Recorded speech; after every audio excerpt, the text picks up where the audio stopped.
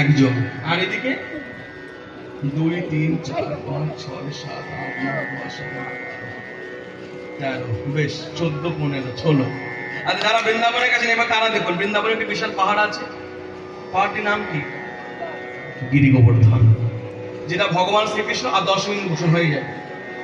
গিরি গোবর্ধন এটাকে ভগবান শ্রীকৃষ্ণ চাগিয়েছিল কতক্ষণ? কতক্ষণ চাগিয়েছিল? আচ্ছা কোন আঙুলে চাগিয়েছিল বলুন? বাঁ হাতের করি আঙুল। কতদিন? 7 দিন। গোবিন্দ দিনে 8 বার খায়, আমরা সাধারণত 5 বার খেয়ে থাকি, 4 থেকে 5 বার। মা যশোদার এত প্রেম গোবিন্দকে খাওয়াবার জন্য দিনে 8 বার খাওয়াতো, মানে 8টি প্রহর 1 বার করে খাওয়াতো। দিনে 8 বার খায়, 7 দিন গোবিন্দের কিছু খাওয়া হয়। এই 7 দিনের খাবার মা যশোদা একদিনে খাইয়েছিল। কত খাবার? 7 কে 8 দিয়ে গুণ করুন, 7 8 56 ভোগ।